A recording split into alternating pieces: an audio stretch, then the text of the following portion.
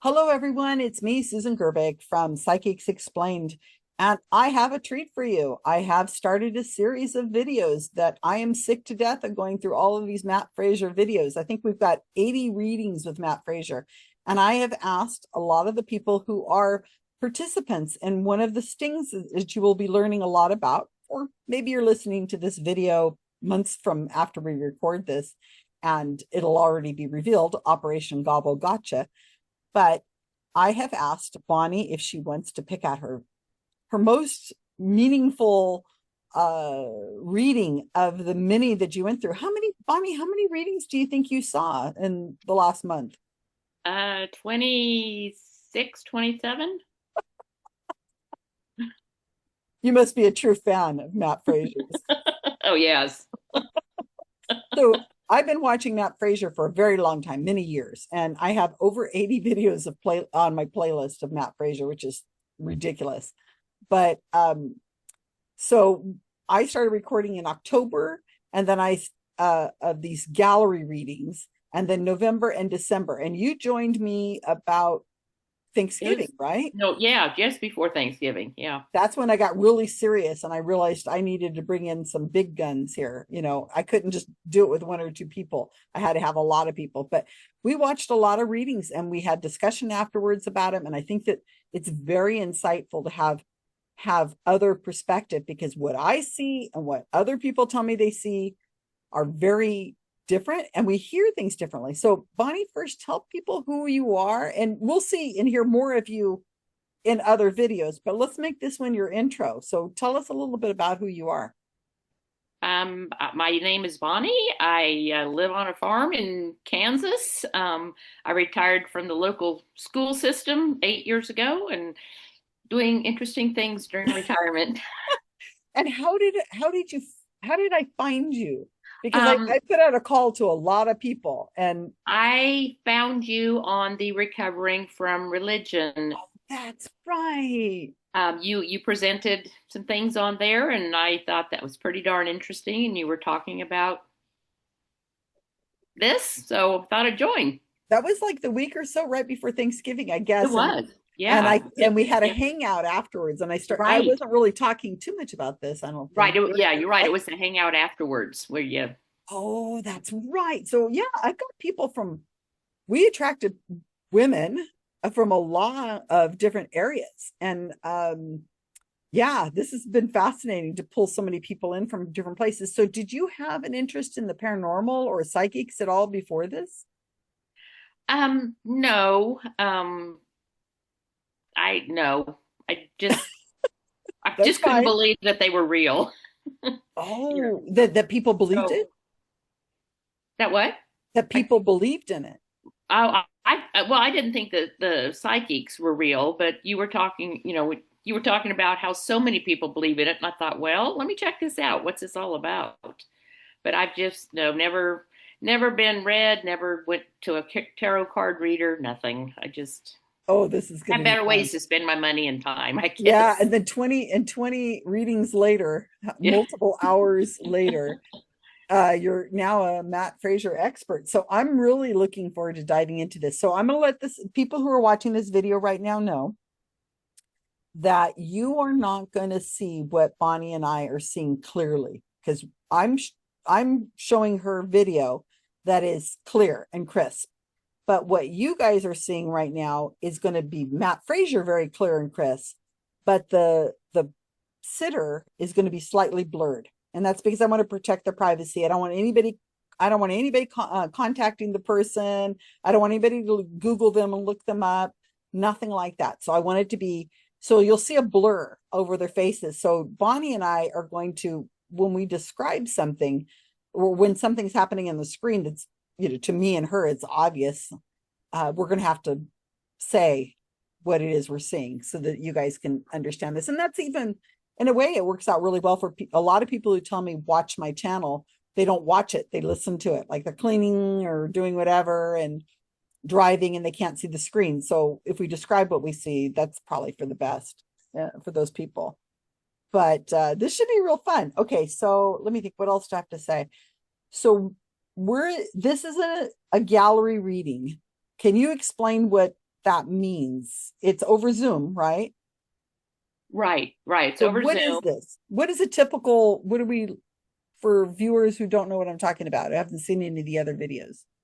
Well, you pay your money and sign up, log into the Zoom meeting. And I don't know how he picks his people he's going to read, but you put your hand up on the Zoom if you're interested in being read. And then if you're lucky, you'll get into their smaller selection of people that he's interested in reading. I don't know if it's him interested or if he's got a technical team in the background doing that, but and then from that smaller group, I think Matt selects who he wants to deal with. The Spirit Select. Oh, excuse me. Yes, the spirits select. So what will happen is Matt goes through about 8 or 9 readings in an hour and a half. Right, And right, so what we did is we sat and watched all of the readings on that day. And that's how you get through 20 over like 3 right. days or something like that. 5 days. Good Lord. I Yeah, can't even and it imagine. was interesting that some of them were just 2 minutes, and others were 8 or 9 minutes. Yeah, the So 2 minute ones are usually the people who said no. no, no, doesn't apply to me. Yeah, he's like, oh, I don't think I'm with you. On. Click. Next. Gosh, it's intense. So Matt is in his 30s and he's from the East Coast. He speaks fast. He uses his hands a lot and he is charming in some ways. I think people would call him charming.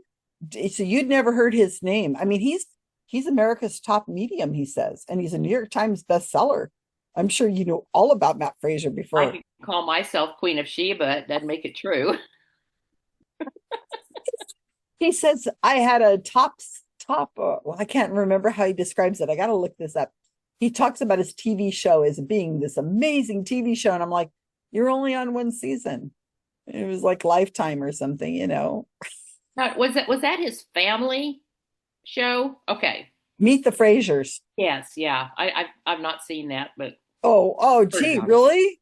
I don't know if I've even seen it too, but I know enough. It's about him being a medium and his family's reactions, and his girlfriend was this model, and I guess he proposes to her at the last. So it's more about the family. It's like the Teresa Caputo show, I guess. Uh, Teresa Caputo did a thing that followed her family, and then she just happened to be a medium that just walked into salons and said, "Hey, I'm getting your dead whatever." It's all fake because you cannot just walk up to strangers and start recording them. And I think people start noticing if you're coming in with a camera crew and video cameras over the head. It's not like so they already Next know who they're question.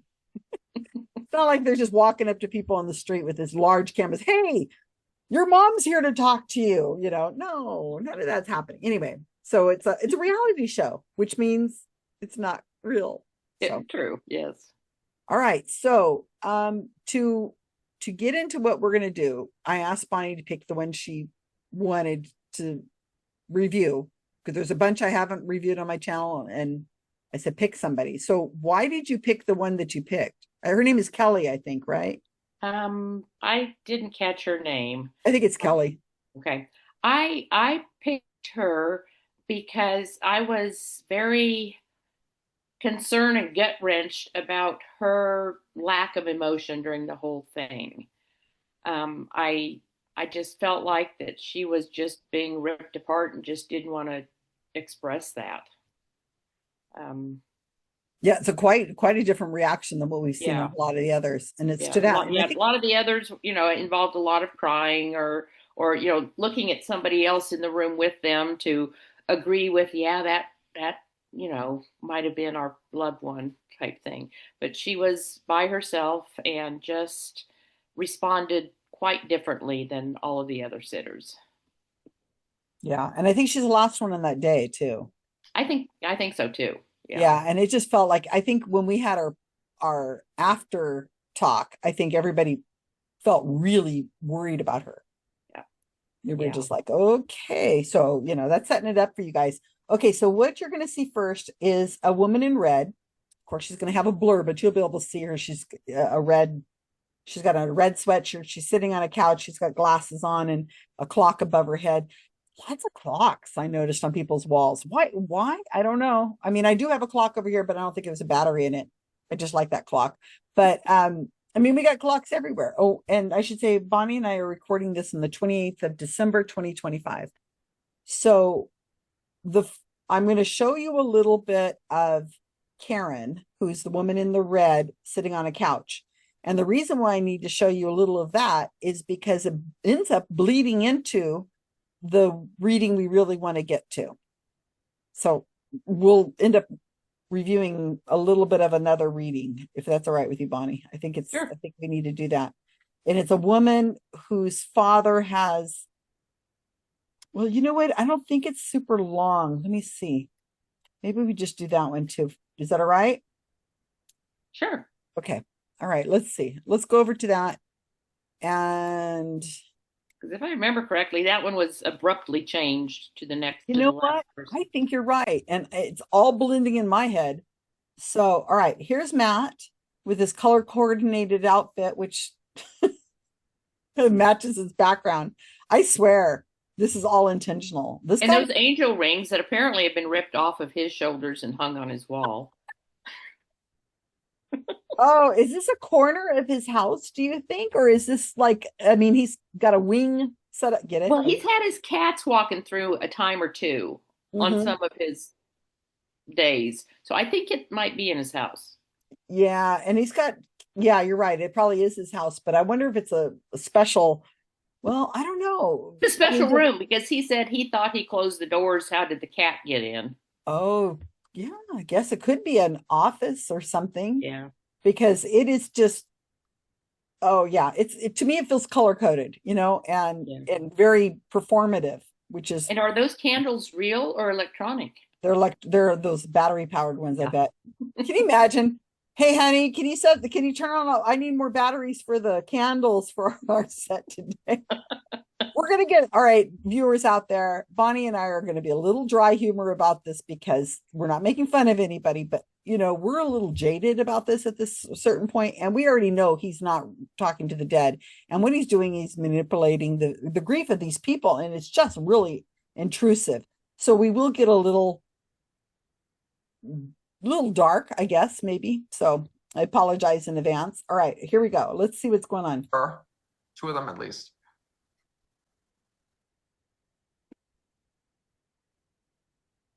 Karen, where are you right now? Hold on, I'm gonna unmute you. Okay. There I'm you in go. Ohio. Oh, good. I'm happy that you're here. Thank you. Okay. So there's a soul that's coming through this, reaching out, and right away I kept hearing alcoholism, the passive alcoholism here in the physical world. No, I connected to you. no. I actually kept hearing this is actually a suicide. I actually heard this person was an I alcoholic. no, wasn't an alcoholic, but suicide. Wait, who is that to you though? I have a nephew. It was addiction. It was a Okay. drug No, overdose. it's him. It's him. He's here. Okay. So listen, even though he wasn't an alcoholic, meaning that the alcohol didn't cause his passing, right? He shows me about drinking and doing other things when I'm speaking to him.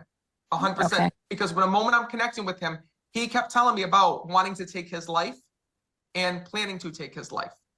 And he was pulling me over there. Wait a minute. I know what he's telling me. Wait a second.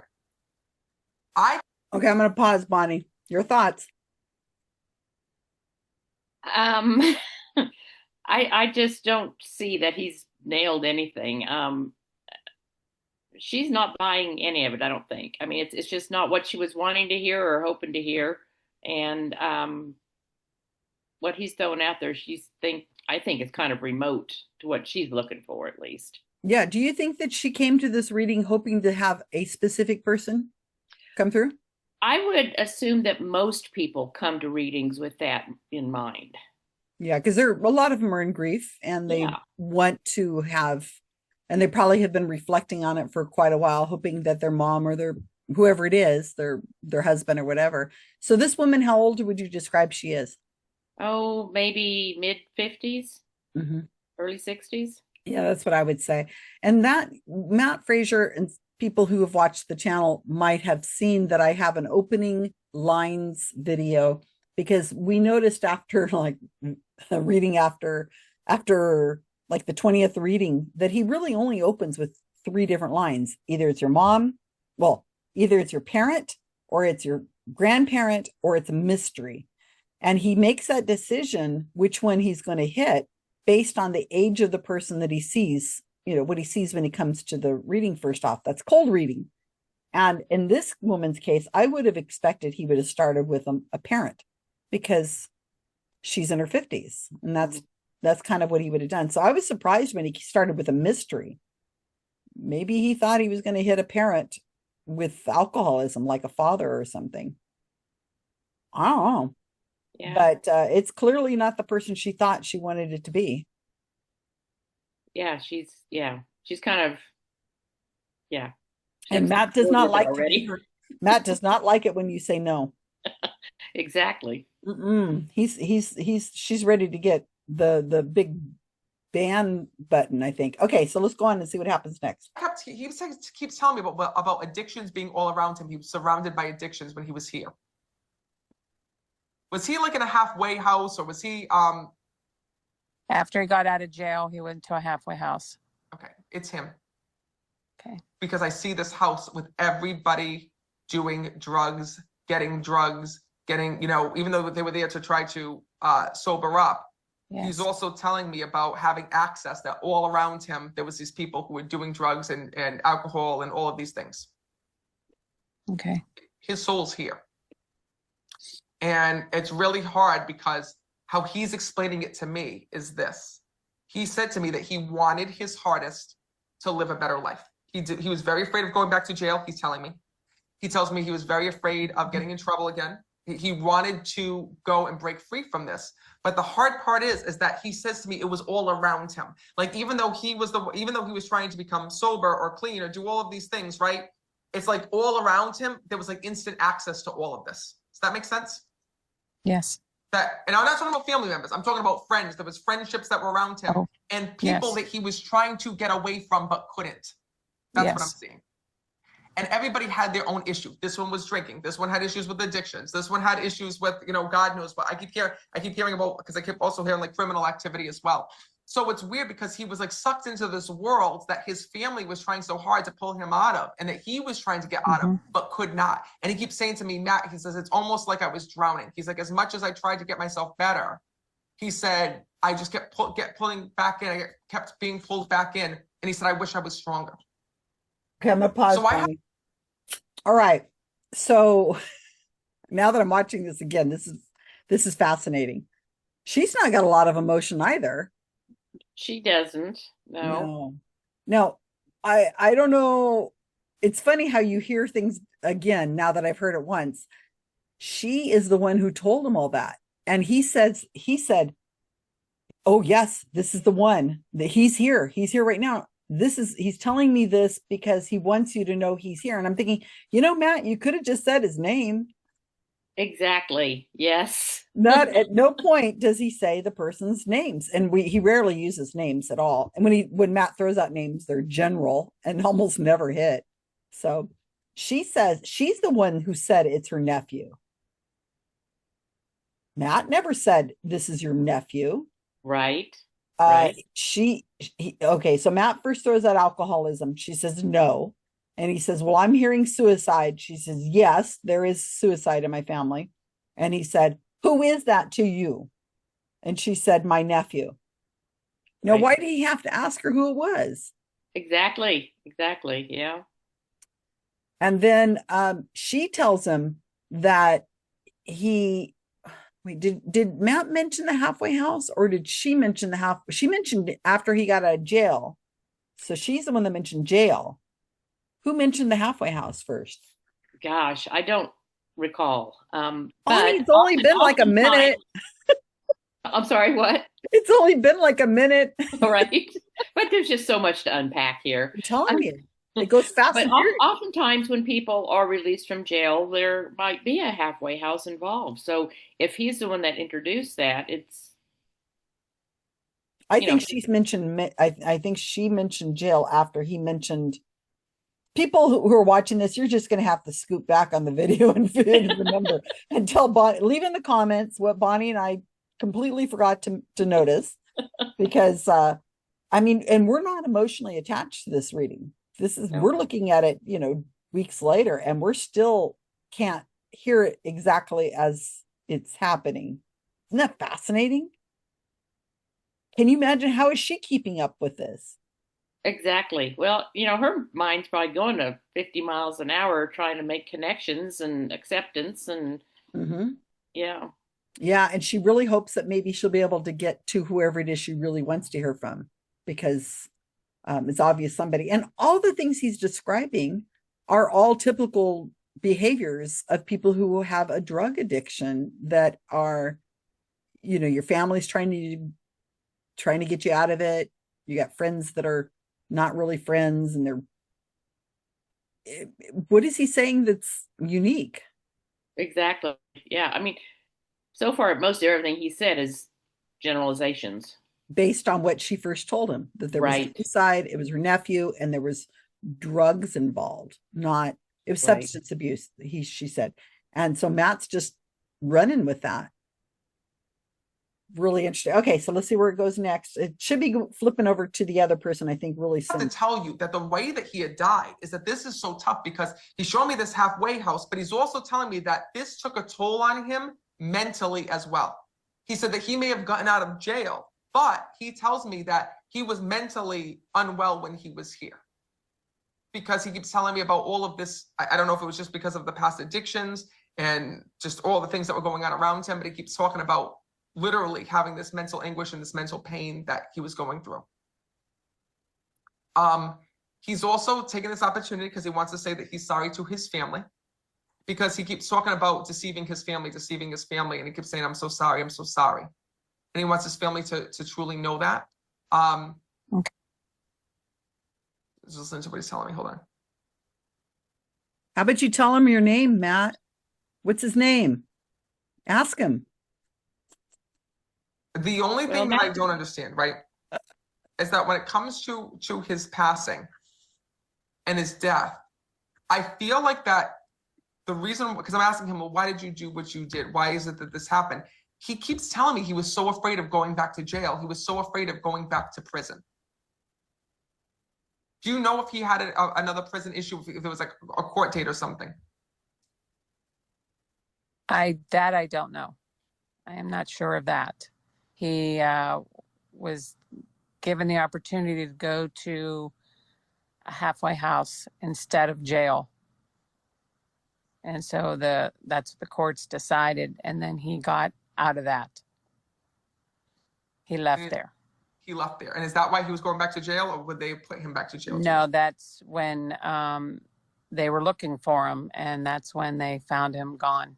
All right, hello. So the police were looking for him, correct? Yes. To bring him back to jail, correct? Probably. Okay, that's why he died. Okay. I asked him, why is it? Because I'm asking him, you're gonna know, like there's a reason why somebody commits suicide, right? Sometimes it's because of the fact that they are depressed. Sometimes it's because of the fact that there's a mental imbalance that's there. Sometimes it's the addiction that makes them. When I'm connecting with him, I said, why did you do this? And he said to me, I was going back to jail. I was afraid of going back to jail. And it was crazy because he keeps telling me like I couldn't live two lives. And he literally took his life because he was so afraid. He didn't want to go back. And that's why I'm telling you about when he left. He was pulled right back into this world. But when he left that halfway house, it was not a family member that had picked him up. It was a friend. There was an I want to call it an accomplice, right? Yes. That picked him up, that had drugs waiting for him, that he slipped back into all of this. Okay. And then he knew he was going back to jail. He knew that he was going to get locked up, and that's why he did what he did. Okay. So I need you to know that, because Understandable. what is it? I said that seems to be understandable. He's coming through because, souls on the other side will look back through their life and see their, the hurt and the pain that they caused their family. And he just said to me that he was promising, and his family was actually hopeful about this halfway house, like hoping that he was going to get himself together, that this was going to be a wake-up call for him. And instead, it became the complete opposite. So I hear him saying that from the other side, what he needs you to know and what he's so upset about is not only the fact that you had to go through all of this pain and this hurt of, him passing so suddenly, but also letting you know in spirit that this is the reason why he did what he did. Okay. And he's hoping that you can get that message to his family because he's coming through with you. And what's also interesting is that while I'm here with you when he's coming through, I also keep hearing, Kaylee, did you lose somebody in a similar way? Okay, so I'm going to pause because this is going to flip. He doesn't even say goodbye to her or anything. He just like, No, we just moved on. Yeah. One thing I noticed in several of his readings is when he takes a pause and says, "Oh, I'm listening to what they're saying," or right now he's telling me. It's quite a lengthy pause because he's making up his story. I thought he was planning a shopping list or something. Well, I'm thinking he's trying to pull all the pieces together to make a good story to tell her, but Oh he could yeah, put a shopping list too. But he could be saying, "Gosh, I better check up on that Amazon order if it makes sure it gets here in time for Christmas this year." well, I my hope my take is he's sitting there thinking, okay, now what did she say 2 minutes ago that I needed to expound upon? he's not hearing anybody, you guys. There's Yeah, nothing happening. Whatever's happening in his head is his own thoughts. So well, it's there ain't yeah, nothing. Now, I caught something this time. I don't know if you saw it, but we talked about this in the post events afterwards of how insulting he is. He can be very insulting. And he said it here, but he did it yes. really quick. Did you hear it? What did you hear? When he said what, listen up or pay attention He or said, hello. hello, right, yeah, That's one of his, he usually is a more rude. And he uses that. And we've seen this I've seen it in person many times. And when Kenny Biddle did he did Operation Peach Pit for me, which was the one that made it in the New York Times. Kenny wrote an article about what actually, the more detail about what happened. And he had said in this article how rude Matt Fraser is.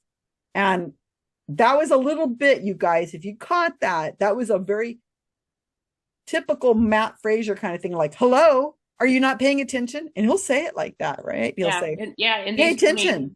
In these 20 some that I have watched recently, there's several times it's pay attention, listen, yeah, In other very words, I just, condescending. yeah, come on, move along. Yeah, I've got money to make here and we gotta, we yeah. gotta move along.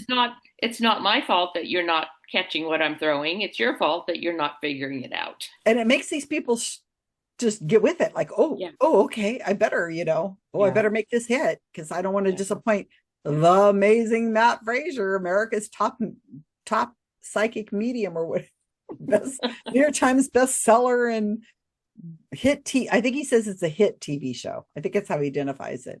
I really should look that up. Hit TV show. Okay, One season. one season. One Yes, season. Yeah, that got picked up really I'd good. like to hit it. No.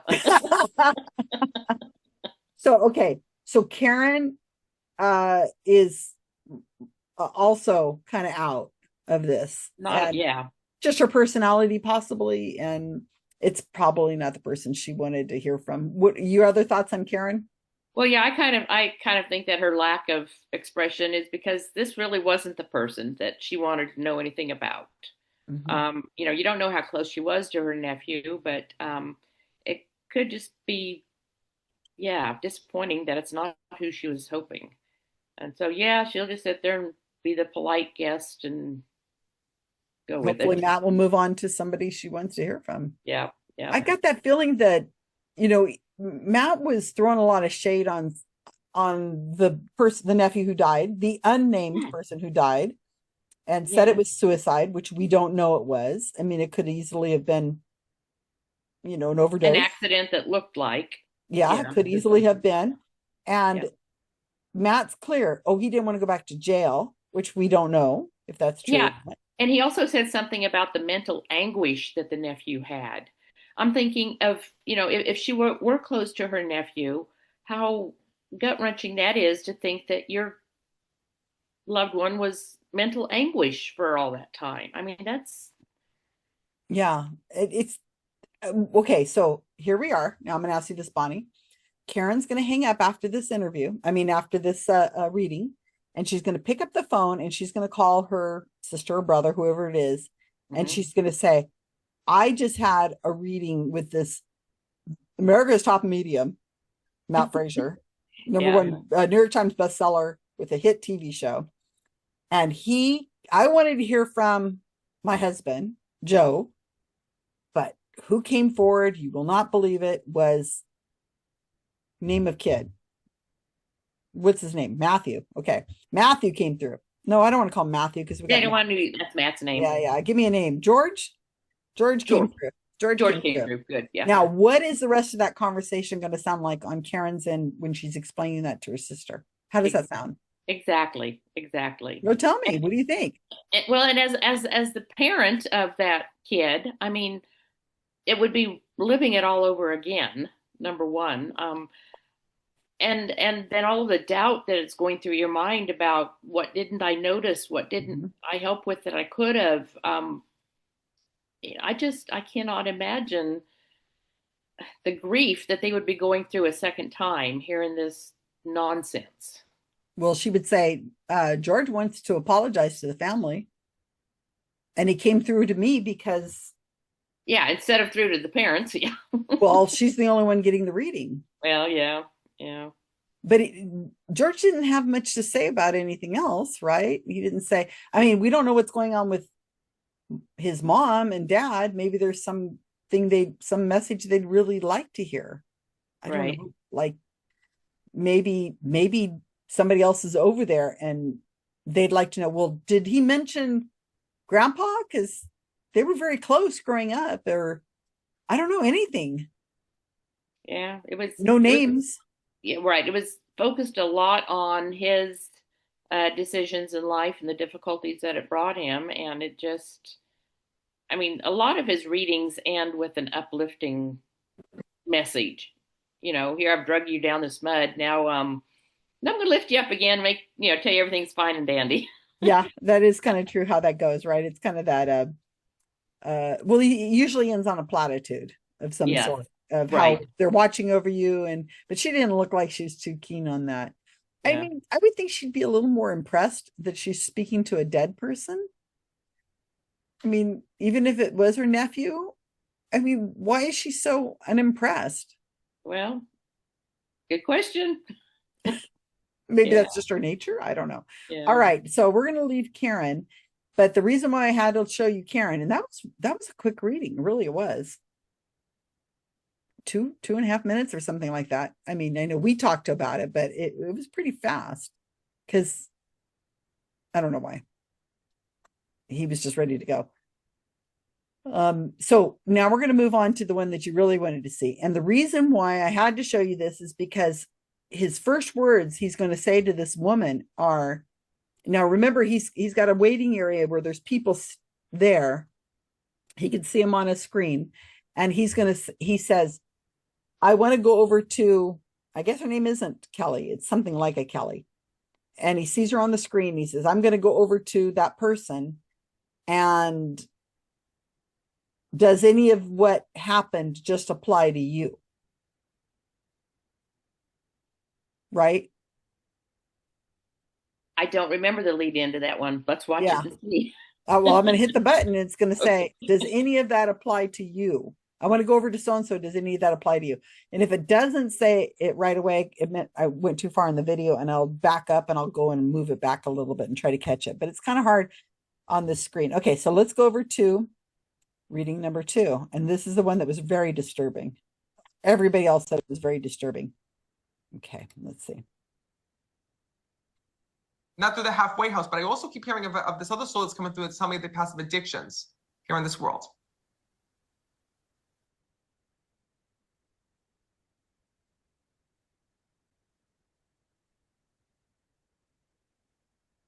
Hold on, we can't hear you. Yeah, he asked her, does this apply? In a way, yeah, there was some addiction history. And who is that to you? Because that soul was coming through and saying, like, I passed similar. It wasn't to this degree, but they're showing me about dealing with depression here in the physical world and trying to like treat. It almost looks like they had a mental imbalance, like bipolar or something. Yeah. Who is that to you? It could be my mother. Okay. I'm pretty sure it's her because when I'm connecting, I just have this female coming through.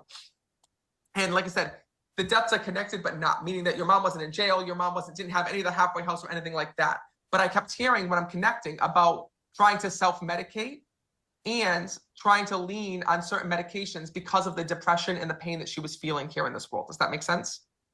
Yeah. Okay. First of all, I want to let you know that your mom is here. I want to let you know that I'm sorry that you have to speak to her through me. And Okay, so I'm going to stop for a moment and Bonnie, why don't you describe what people can sort of see on their screen, but they can't really see in depth? What is it they should, because we're looking at it crystal clear. What do you see? We are. She appears to be maybe late 20s, early 30s, in a very empty room, but her expression is just so blank. She's just kind of staring back at the screen. Um, I mean, she just doesn't, I don't know. I'm not a pro at any of this, but she's just kind of is like she's there and that's it. Do you think that okay, for a woman in her 30s, I agree, she's probably 30, in her early 30s, Yeah. to have your parent already has died is a kind of an unusual thing. And so for Matt to see a 30-year-old person, he normally never goes to parent. He might go to grandparent, but usually he starts with a mystery. But he didn't go to parent. He said, I'm Uh-huh. thinking addiction. Is there anyone in your family that's happened to you? And she said, yeah, my mom. That could be my mom. Yeah, you're Could right. be my mom. Yeah, that's what she said. Could be my mom. Uh-huh. So Because he knows now her mom's dead. yes, yeah. Um, So he was trying a person who was a mystery in this young woman's life who and has went to it, died. No but went gender. to addiction because Karen, the previous one, was addiction, and his intro was, I'm going to Kelly's is her name Yeah, now. it is Kelly. Yeah, and is this something that's happened in your life? I feel like this is, you know, could this be you? And she says, could be my mom. Minus the jail, minus the halfway house.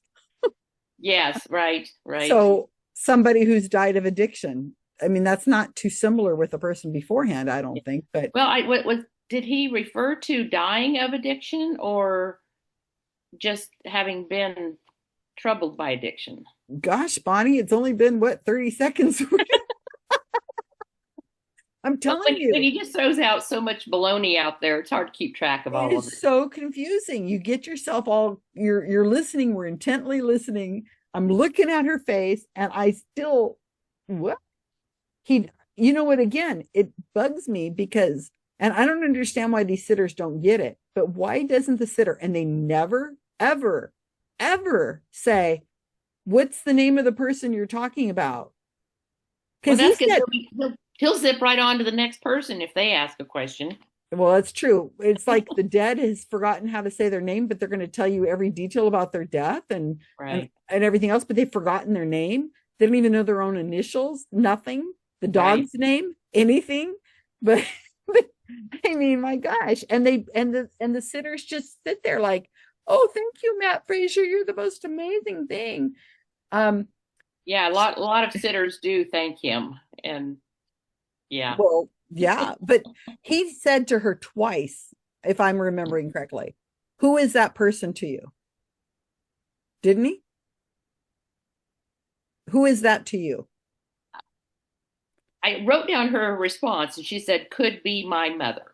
Yeah, and he doesn't gender the person. He says, who is that Is to that you? person? Yes. He asked her twice, who is that to you? Yeah. And then she said that it could be my mother. And what is that blue thing in the corner there? Is that what made you think that this is an institution or something? Kind of to me looks like a cot. So you guys can't see this really well, but in the right hand side of her screen, there is looks like a mattress with a wire underneath, like a massage table or an ironing board. What is Yeah, that? maybe. I don't know. Maybe it's her craft room. No, crafts rooms are messy. Yeah, and that table's kind of low too, though. It's even kind of low for a massage table, isn't it? I would think so. And And they I are, see absolutely nothing on the shelves behind her. yeah, I'm hoping she'll move so I can see, but that light switch in the back that's red Yeah. makes me think that it's sometimes they put light switch covers that are that mean like internet, or it's how do I say this? They have a special meaning, like Oh, in an really? office. Like if this is the one that's dedicated for landlines or something. I think so. Somebody in the comments who's watching this video right now will know the answer. And Well, that I guess I've seen similar things in like emergency rooms at hospitals, the color coded.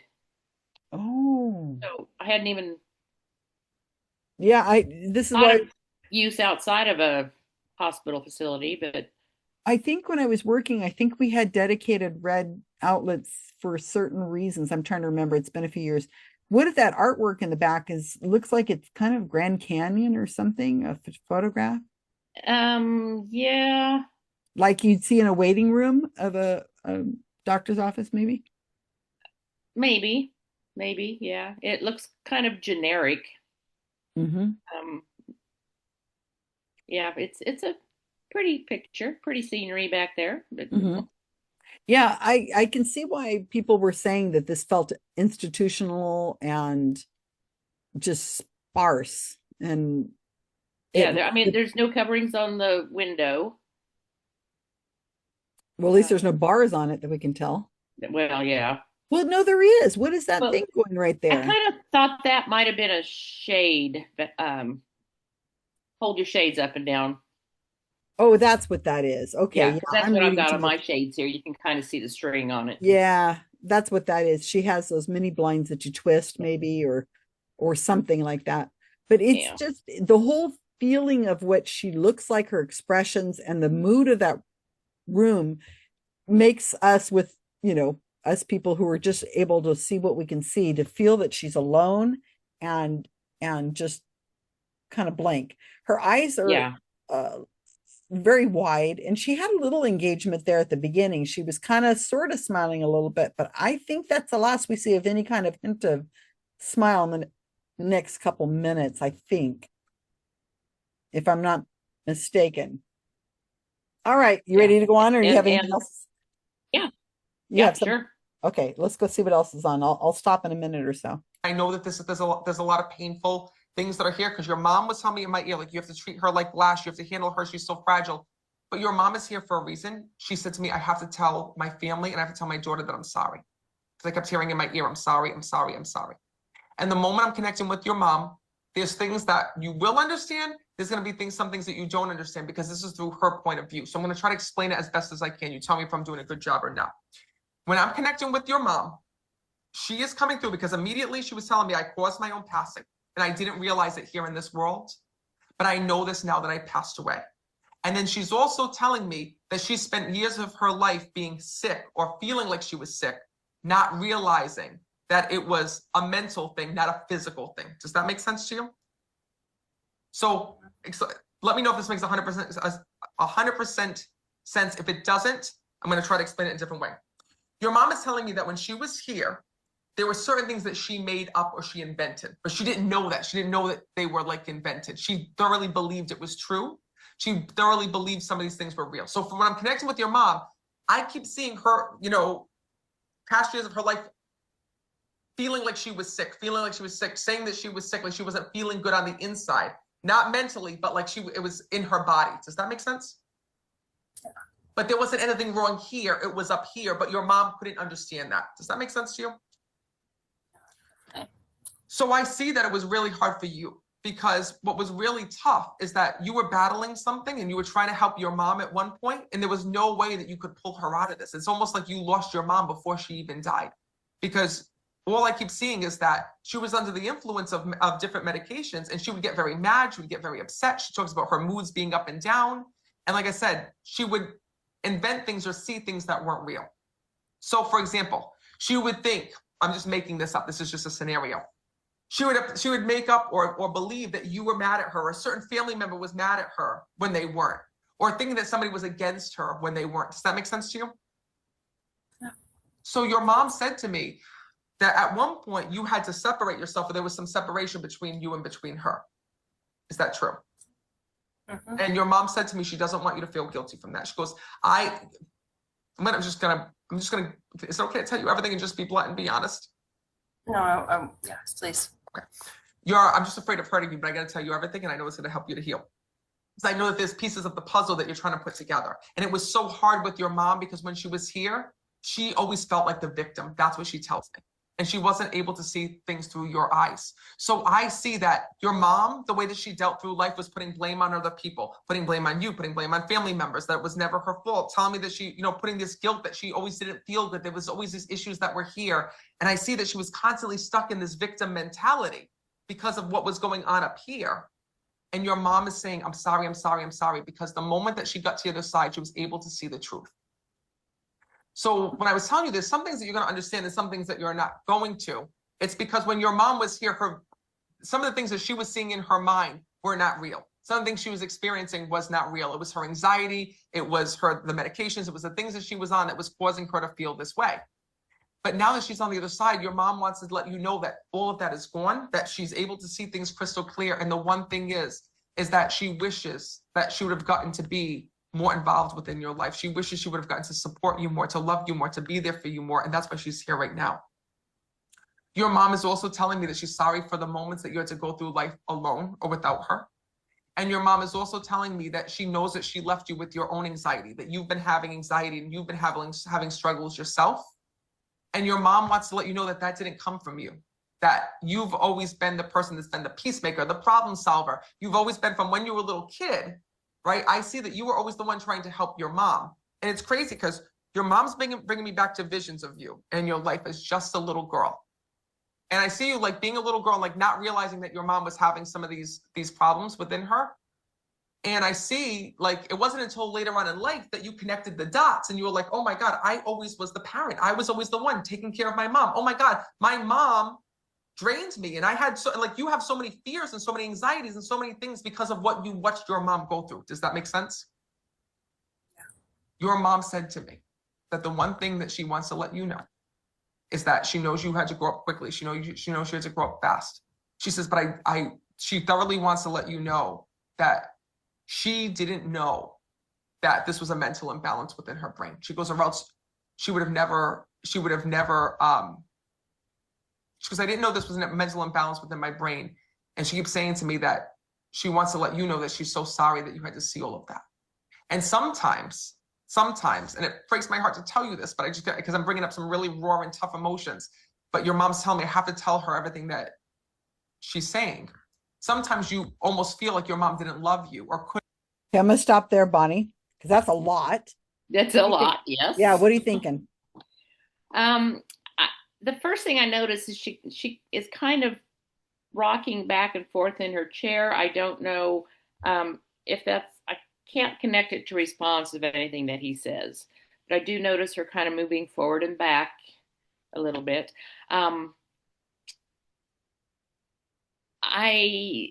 I just feel like he's dumped a burden on her because she, as a younger adult or even as a child, she wasn't aware that her mom had these problems, and there was, I just feel like he's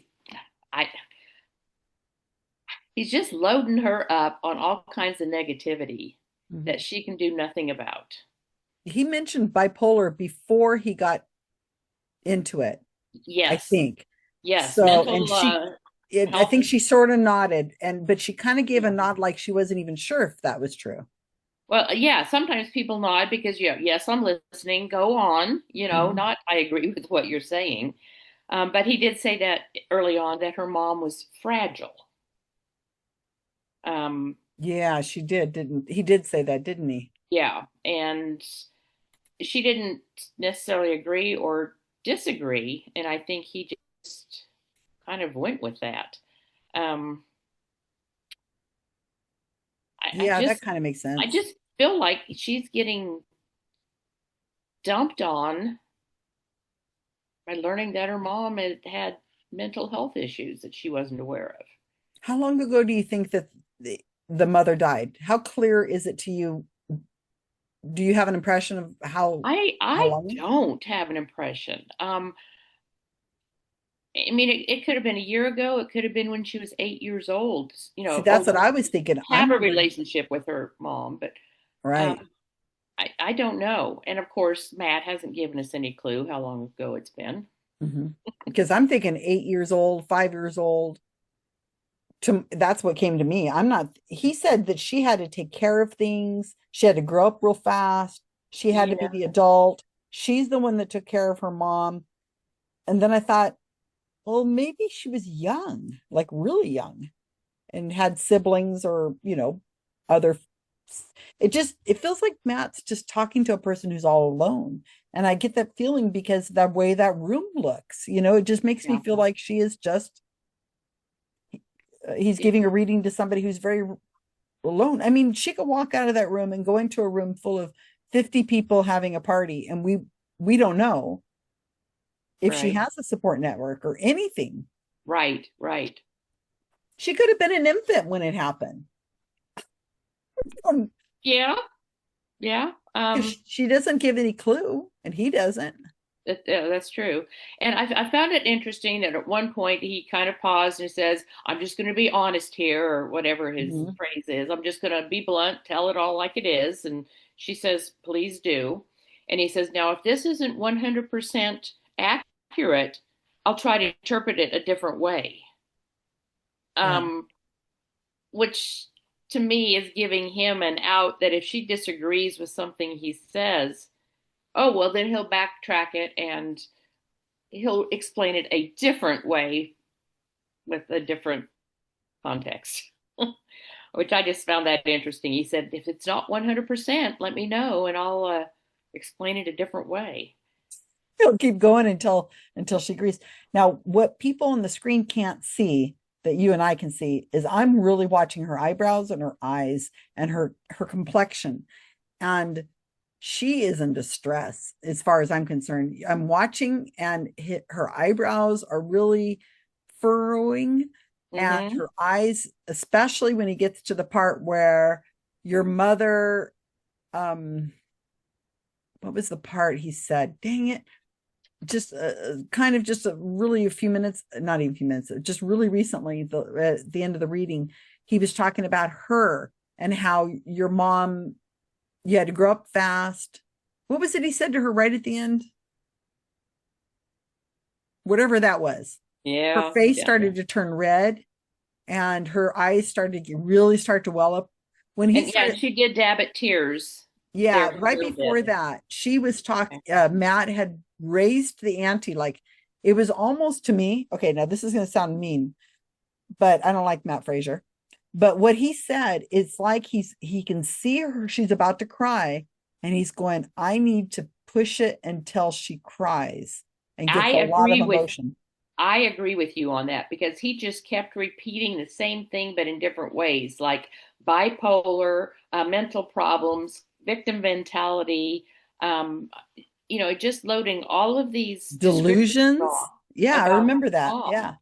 Um, uh, It's that like she she was at needs the it. brink, just at the Yeah, brink. And he's like, I'm going to push this a little bit more because yeah, I need yeah. this for my audience, you know? Right. Yeah. So if he can get her to cry, and then he pulls it back and then starts his spiel about, well, but she wants you to know that you've turned out to be a lovely person and you're going to be doing great in life, and she's okay, then all of a sudden he's lifted her back up, and but this whole thing she's just sitting here with basically no expression except those very, yeah, furrowed brows. And Micro movements I noticed this yes, time more. yes, yeah. Well, the last sitting, I'm glad we did the last reading because maybe Matt's pushing this one a little harder because he got no emotion from the last woman. No tears, nothing. Not even a Oh, sniffle. yeah, yeah, that could be. Yeah. Because he's pushing, I feel like he's really like ready to start dumping on Santa Claus or something next, just whatever he can to push her. Yeah. Well, and the readings that I've watched from Matt, it does appear that he likes tanking them to the brink with, grief and distress and reality and bad stuff. Just takes them to the brink and then pulls them back with the platitudes and the niceties and they're really proud of you. And they're watching you, and Yeah. yeah. Yeah. Does he then again, never naming names and never, well, sometimes he does name names, I have to say, but not at the beginning. Whereas where it would be helpful whenever he's like, well, who is that? I'm getting this person coming through. Who could that possibly be? Right. Search, You have to name the search. person. Yeah, you do the Yeah. work and figure out who it is you really want to be in touch with, because I'm too afraid to say mother whenever you're 30 years old. So I Right. think that's how it is. But she is, and I'm looking at this even more now because I mean I can see it on the screen as you can. Her face is pink and she's changed color, Well, definitely. did she actually say that her mother is deceased? Well, she yeah, 'Cause she did. well, because he said, who could that be? And she says, when he said, who is it that had the addiction and the whatever? And she says, that's probably my mom, or that could be my mom. But just because you have an addiction doesn't mean that they Oh, passed. good point. I mean, it could be that her mom is still around and he's just totally wrong on this, and that's why she's looking like she looks. I don't know. I think he said, somebody else will have to rewind this to listen, but I thought he made it clear or asked her in some way to ask if her mom has died after she said, I think that's my mom. I think he might have said, oh, your mom passed or something like that. Okay, all right, But I'm maybe. not sure. I can't remember for sure. It's You just that might be he right. rattles on so much word salad all the time. It is hard to keep up with it. You may be 100% right. I am just not. And I'm glad we're discussing it like we are, because it's so confusing. I mean, you almost have to have the transcript in front of you, I think, Yeah, yeah. because otherwise, how in the heck are you supposed to even notice this stuff to go back? But And in my puny little mind, I'm curious how he can hear all these people. And he even says he has smelled smells in the room. He can hear, he can see. How is he processing all of this and still talking 90 miles an hour? I've been asking that for a very long time. I mean, when people talk to me, I try to listen a little bit, but he doesn't listen to a thing. He's just going, going, going, going, going. 100,000%. Yes, I do not understand that. I've listened to him so many times say that. Your mom's telling me right now, as I'm speaking to you and listening to you, and the other dead people are supposed to be trying to get in touch and trying to push their way through. How in the heck is he doing that? I'm telling you, this guy could go on the road and he could make, I mean, the governments must love him. I mean, think about Yeah, having the skill. language interpreters even have a pause between listening to what's being said and interpreting into the other language. He doesn't take a half a second to listen.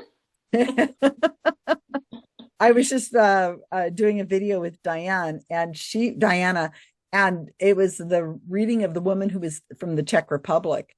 And Oh, yes. we were talking about it, saying, how is Matt getting the language from the mom who's obviously probably doesn't speak English That was my question too, watching that. at the exact same time that he's hearing and seeing and smells and visions and words and everything.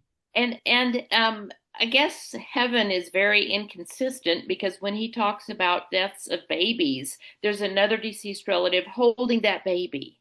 And at sometimes, and that other times he says, well, they're here with you now and they're telling you that they're okay. So these babies have grown up in heaven Oh yeah, in he some said that. situations, but in other situations they're still infants being held in relatives' arms. He's making this stuff up, Bonnie. It's so I know. funny. He'll say that. He'll say it's an infant, and then he'll say, "Oh, but they can present themselves older, or they can Yeah, present themselves this way. Oh, now they're, it's like, what is the infant now 30 years old? I mean, what the heck are you talking about? I mean, exactly. and Yeah. if he gets the age wrong, I've seen lots of psychics do this. They'll say, I went to see Chip Coffee, oh God, Operation Bumblebee, my very first sting in 2013. I think it was 2013. And 2013, yeah, I think. And he's just like, there's a man in the back of the room.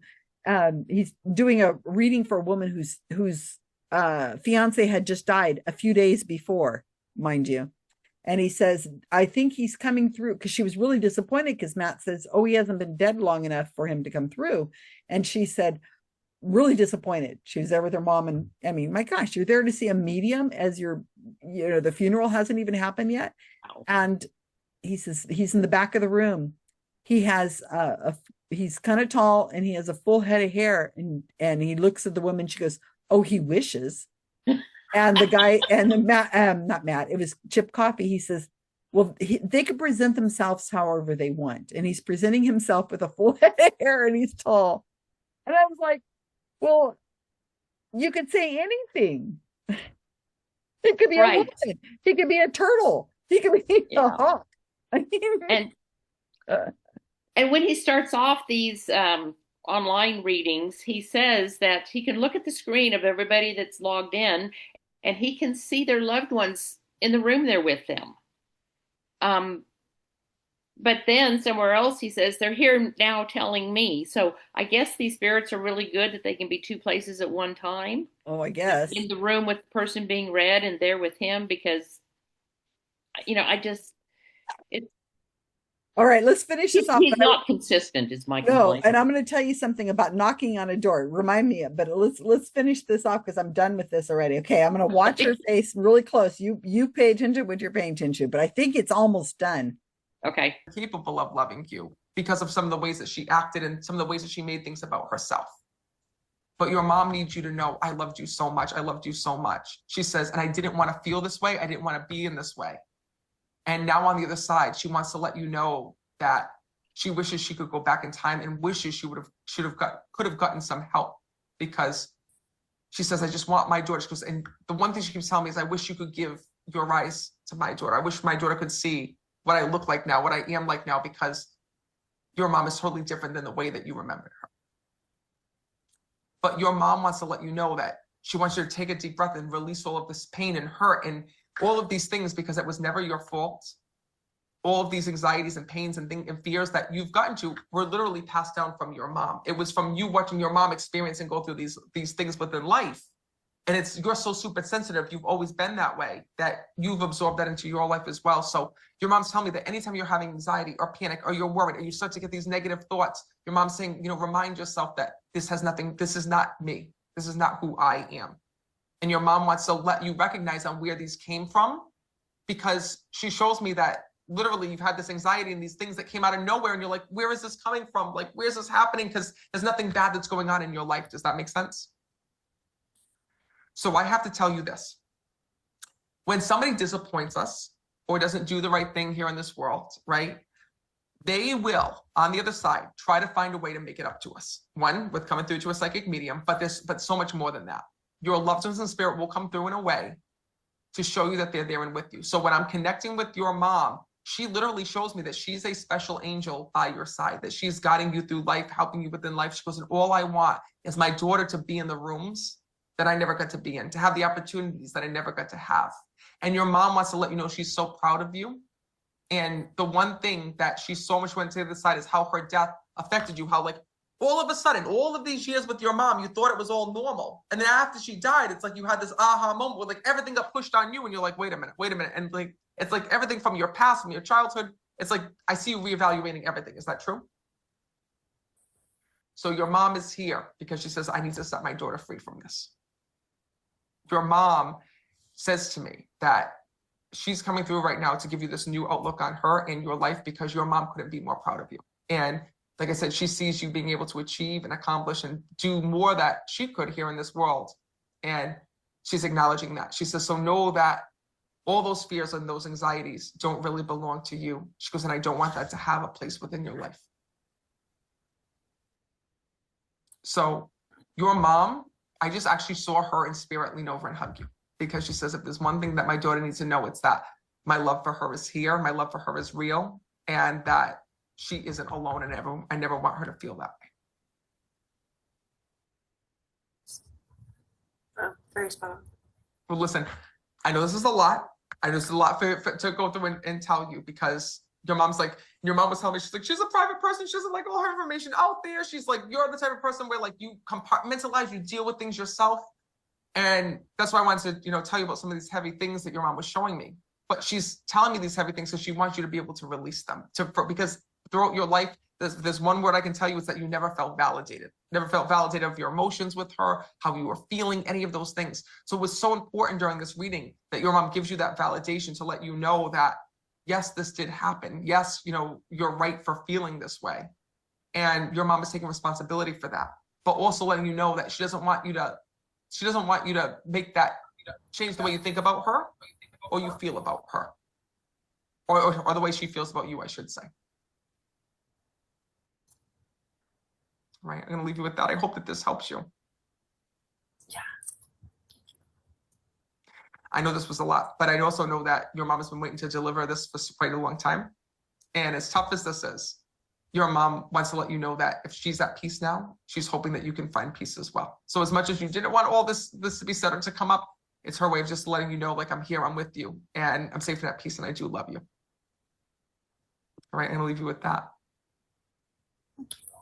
You know, this is what I want you to know, is that when your loved ones pass on to the other side, your loved ones in Okay, that's the end of her. Wow, that is very emotional.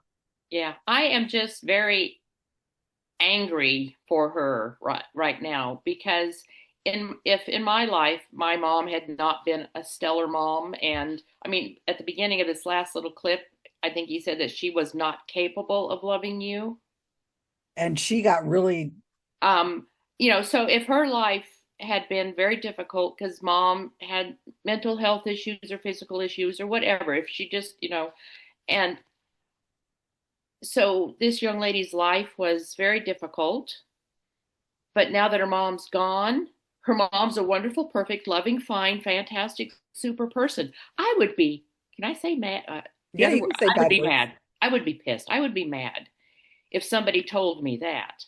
That my childhood, my loving, caring mom is now a loving, caring mom, but when I was alive, when she was alive, she was not.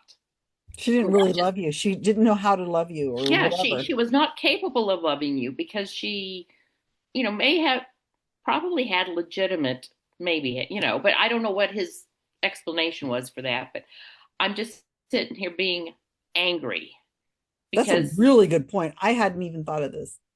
I mean, her mom was lovely now that she's dead, but a witch when she was alive. And what if this woman was raised in a happy environment? Her mom told her she loved her all the time. Her mom showed her love all the time.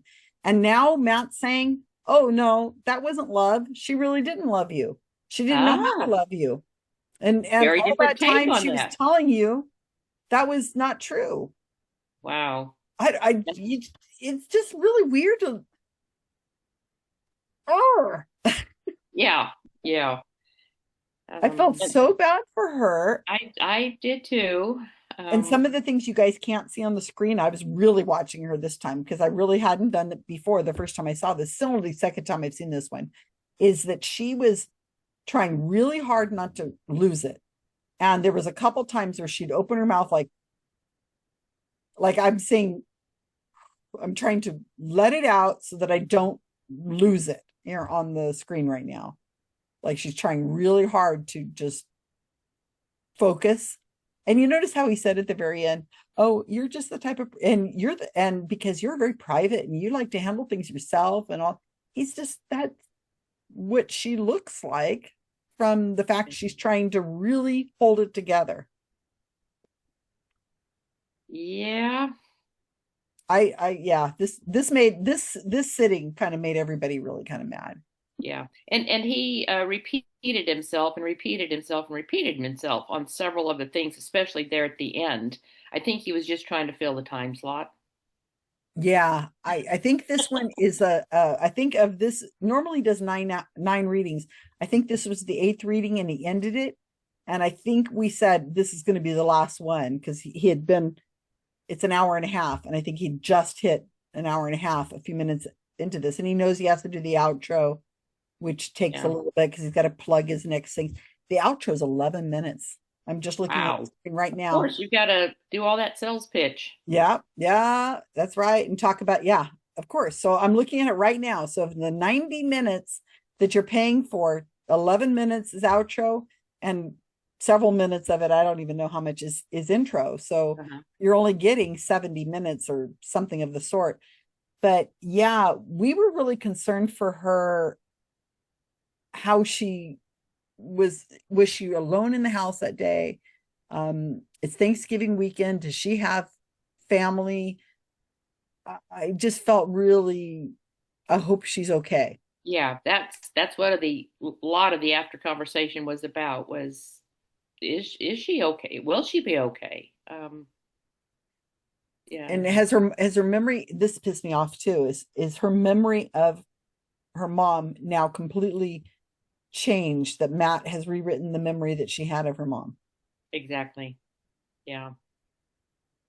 Oh Yeah. God, it's an ugly reading. I'm glad you made me watch it again with you because I didn't want to do it by myself. Yeah, I mean, it just both times that I've watched it. Well, I watched it a third time, kind of reviewing, getting ready for the interview here. But it just really made me mad that he was just digging knives into both her and her mom. I just, yeah. I don't know about this. So, okay, so I was going to tell you about knocking on doors. So, Oh, yeah, now this is just so interesting. So, Matt, apparently, now I was at the Venetian in October 2024, and I wrote an article about it. I mean, it's all out there. I went to go see Matt Fraser in person, and he's very charming. He's also very tall. And I met him VIP, you go in and you meet him, and he's got that like instant charm until I told him who I was, and then we freaked him out and he changed color, and he was like, "Oh my gosh!" Like oh. I'm serious. He's like this. He's like this. His wife's off screen and she's pregnant, and they have a little boy. And I walk up to him and I said, "Matt, you don't know who I am?" He's like, "No." Oh, he gives me a hug. yeah, yeah. Oh, and I'm like, "I'm Susan Gerbic from the New York Times, Operation Peach Pit." And it was like just like a he melted like visually. God, I wish I had been filming it. But he was like this, his right arm, he's like this. Oh my, and he's trying to wave at his hand, he's trying to move his hand to his wife. My wife and son, I'm pregnant over here. It was the wildest thing to see. Oh my God. I have audio of it, but the thing is they were playing music in the background so loud. They're playing Dancing Queen by ABBA. So you could barely hear it. And it was just like he just lost it. Like Oh, wow. knocked out of, like if somebody was to challenge him on screen and say, well, like if Matt's saying, who's that person? They'd go, well, it could be or like, can you just tell me his name, Matt? I don't know who that is. What name is it? Is that my uncle? Or no, it can't be my uncle. Which uncle? Or Well, whatever. he'd move right on to the next person. Well, that would be fascinating. But I Yeah. would like, he would probably get knocked out of character because nobody does. But So were you in his audience, you say? yeah, Okay. I Okay. bought the VIP pass so I could Oh, walk in. Yeah, there's a video of me explaining it, and there's also an article in Skeptical Inquirer. I walked in, registered under the Susan Gerbic with the email of Susan Gerbic, and my jacket had my name, Gerbic, on the back of it, this big. And I paid extra, and and he didn't know you were coming? How could he not know that? I know I was testing to see if he could. And so I was in Vegas for a conference, and I just walked down. It's like 10 minutes walk away from there from the casinos. And he said, I'll put that in the description, you guys. I'll put that link to that article in the description so people can read it after this. But and then they take your picture, because you hand your phone to the person, his assistant, who's a little farther away, and they take your picture. So he had a chance to catch up again, like, what is Susan Gerbic doing here? Why did she mention the New York Times? Is the New York Times here? I think that's what was going through his head. And then he became charming again. And he said, Oh, "Oh, did you come far?" And I said, "We're here to watch. We're here to check in with you. We've been watching your career." And he said, "Oh, did you come far?" I said, "No, I'm at a skeptics conference, a big skeptic conference just on the other casino over here." And he said, "Oh," and I said, "We'll see you tomorrow." And he said, "Okay, thanks for supporting the show." I said, "No problem." And then I walk off stage, and I sat in row 2 center and just stared at him the whole time taking notes. It was great. It was so wow. instructive. But one of the things he said at that show, here he is at the Venetian.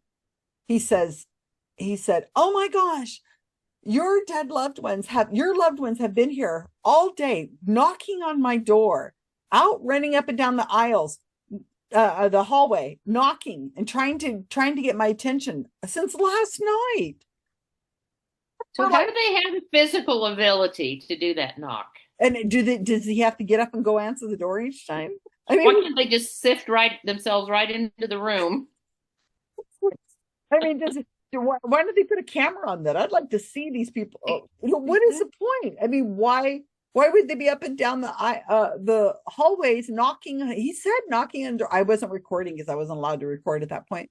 But just he says this stuff, and I think it's just his people are so want to believe so bad. They're not critically thinking about it like you and I are. They're just Right. like, oh, okay.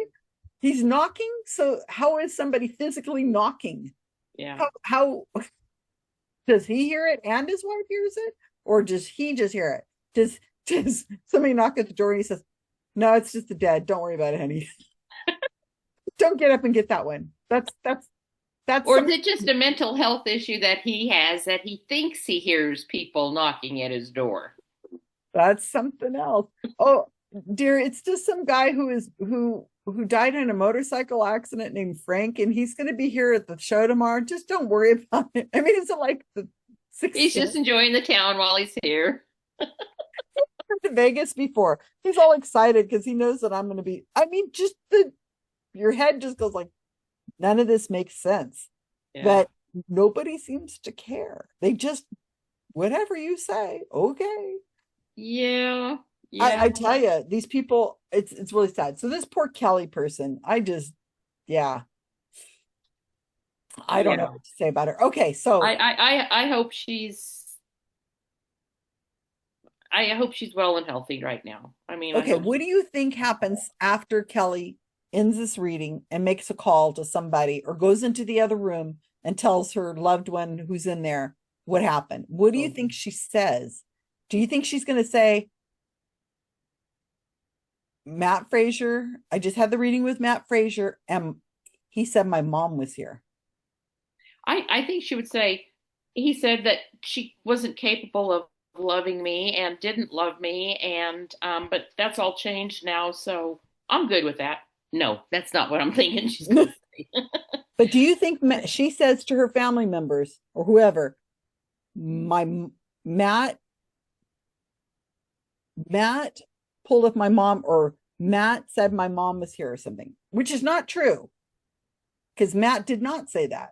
I'm sure I'm sure she would have said that Matt talked with my mom. But he's the one initiated it, is what I'm trying to say.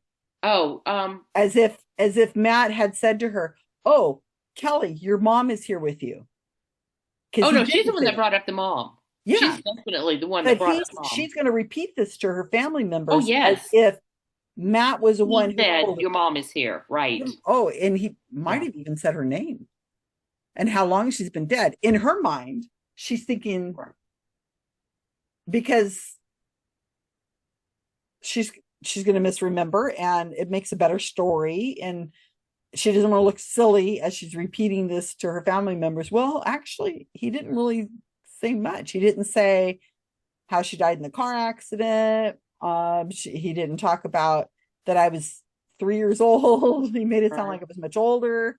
She's not going to say that kind of stuff if it doesn't fit.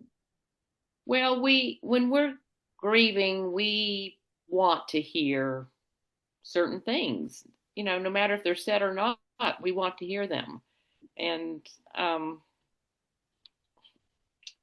I feel bad for all of these people that he's read, but especially for her. She just seems so alone and isolated, and I don't know. No Christmas decorations, nothing that makes you feel like she has any kind of reason to celebrate or family. Right. Or, I mean, this could very well be she wanted a private place to do this, and she has a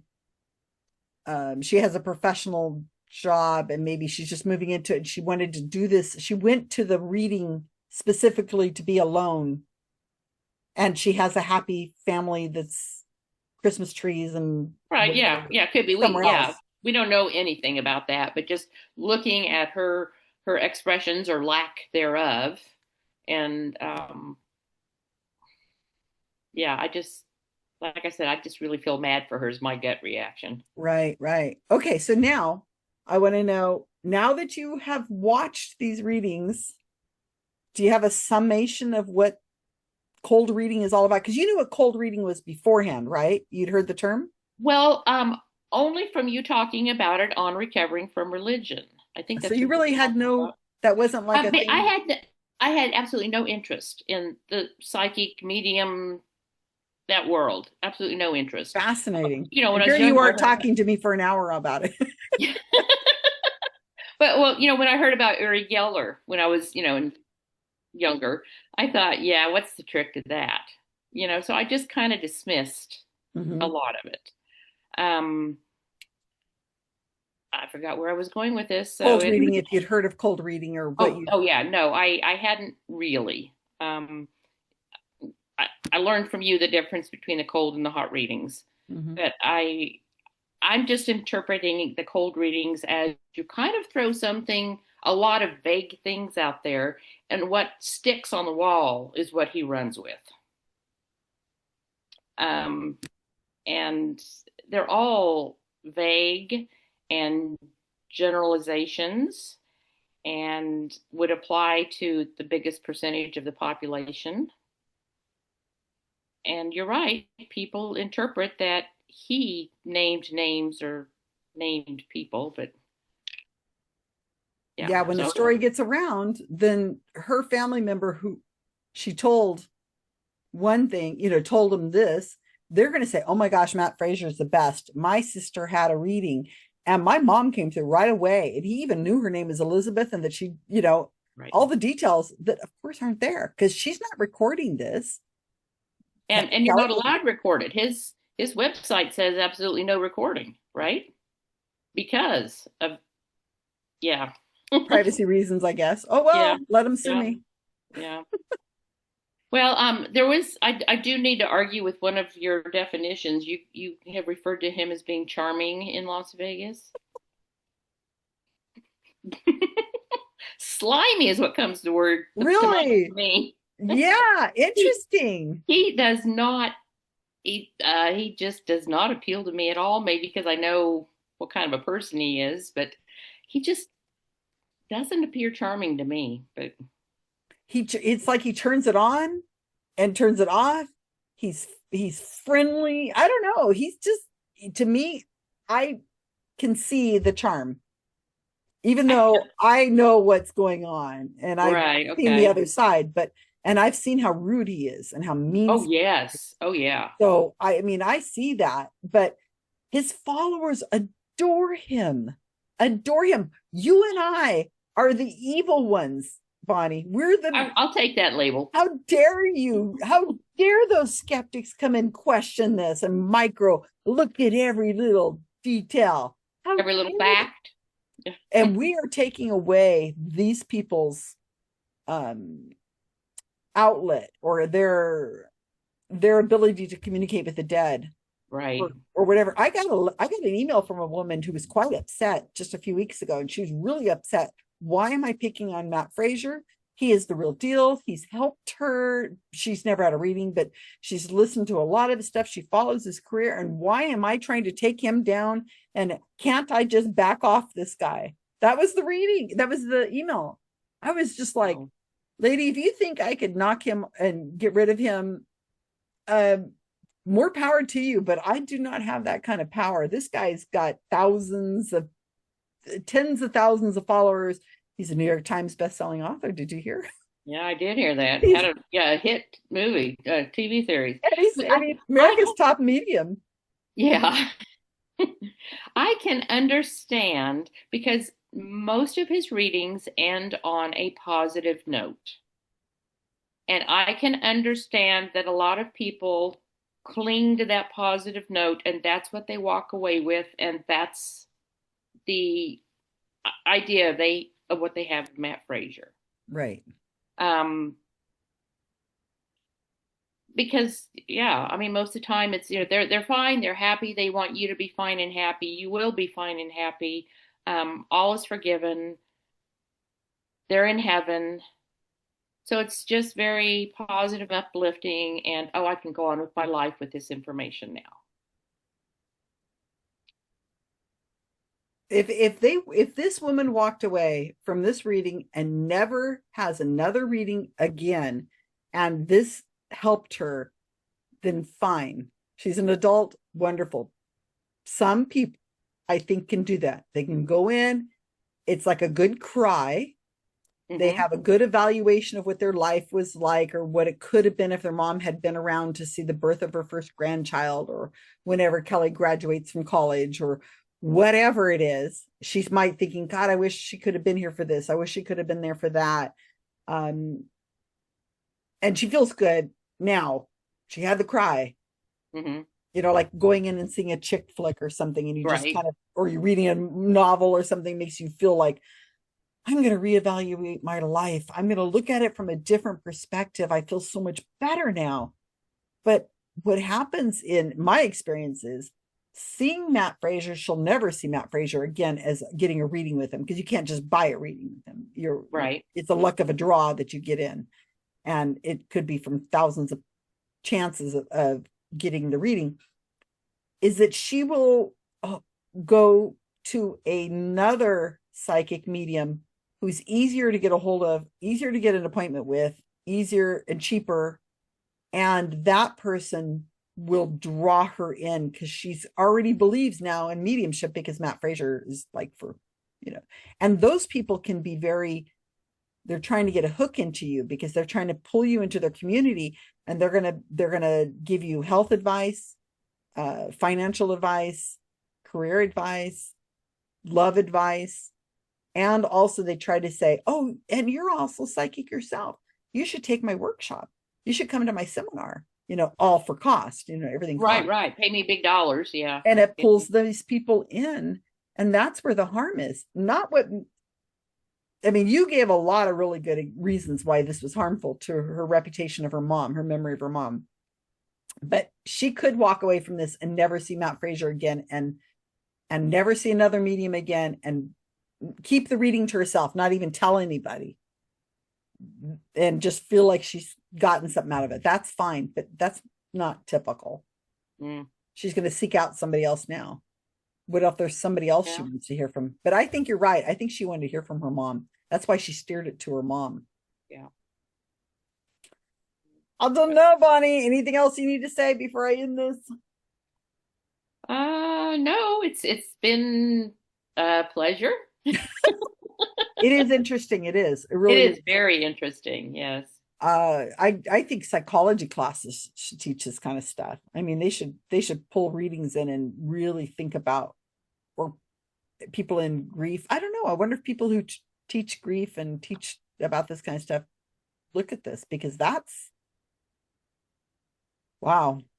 I think it would be good for psychology classes to teach this, because it's really a psychological concern if you're leading your life based on what psychics tell you.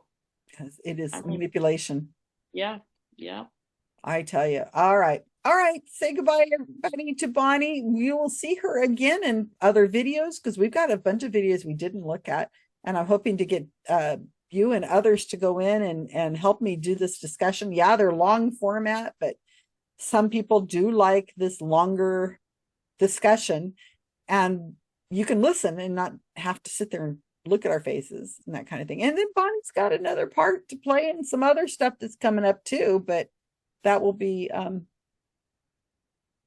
somewhere else. Thanks, Susan. Talk to you later. Take care. All right. So good to see you. You too.